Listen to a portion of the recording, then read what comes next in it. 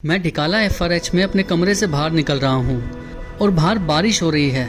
थोड़ी देर पहले तो बहुत तेज बारिश हो रही थी, लग रहा था कि कहीं सफारी कैंसिल ना हो जाए। मैं ढिकाला हटमैंड में रुका हूँ, ये मेरी चौथी सफारी है। पहले की तीनों सफारियों में मुझे टाइगर्स दिखे थे।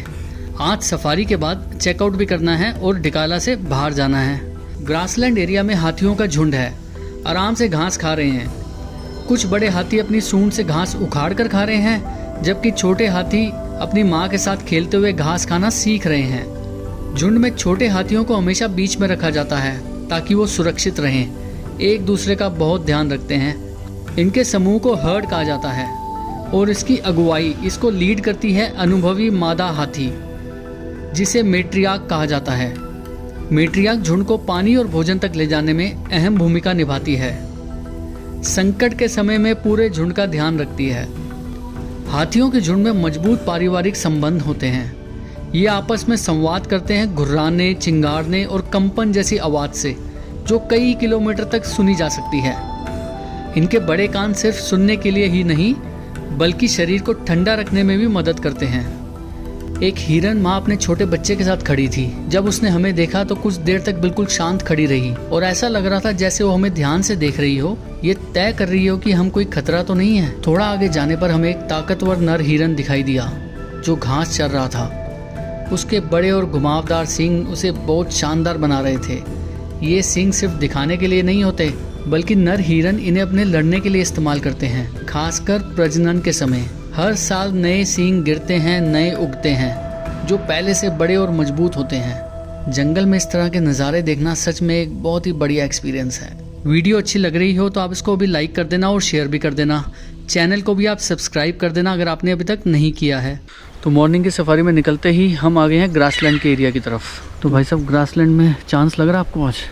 अभी हम सीधा ठंडी सड़क की तरफ को आ रहे थे तो बहुत सारे हमें डियर दिखे, सांबर लड़ते हुए दिखे, स्पॉटेड डियर दिखे, पिकॉक दिखे।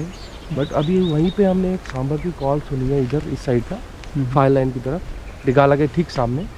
तो हम इसका वेट कर रहे हैं, क्या पता कहाँ से हो रही है। बट सांबर की कॉल श्योर होती है, 99% टाइगर होता है वहाँ। सांबर क्या है कि स्मेल नहीं करता, उसको देख के ही आवाज़ करता है। तो हम यहाँ उसका वेट कर रहे हैं, क्या पता इधर से आ जाए।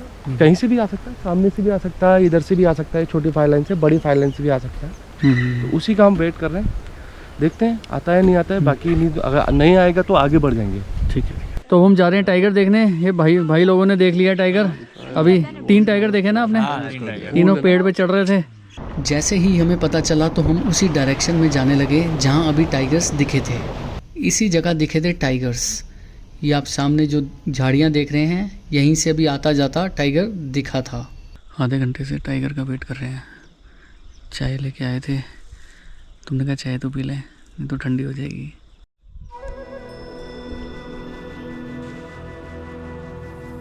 कभी जीप इधर ले जा रहे हैं तो कभी जीप उधर। हर मोड़ पर बस एक ही उम्मीद है, कहीं मुड़ते ही बस टाइगर दिख जाए।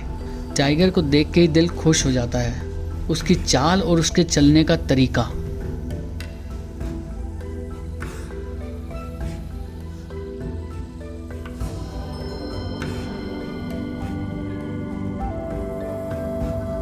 ये टाइगर हमें झाड़ियों के पीछे से छुप के देख रहा है। अच्छा सीन है ना। फाइनली पार वाली का बेटा और बेटी चलती हुई जा रही थी ग्रासलैंड में, और बेटे की शक्ल वो हमें देख रहा था। तो बहुत बढ़िया शॉट आया। टाइम खत्म, जा रहे हैं ढिकाला FRH की तरफ। अब जा रहा हूँ ढिकाला से बाहर और सोच रहा हूँ कि यहाँ फिर कब आऊँगा। ये देखिए आपने ढिकाला जोन की सीरीज़। अब बाहर आ गए हैं वापस उसी दुनिया में जहाँ ट्रैफिक, शोर और पोल्यूशन है ही। तो आपको ये सीरीज़ कैसी लगी मुझे बताना। लाइक, शेयर, सब्सक्राइब तो आप कर ही देना। और फिर मिलता हूँ आपको आने वाली वीडियो में एक नए एक्सपीरियंस के साथ। तब तक के लिए टेक केयर, बाय बाय।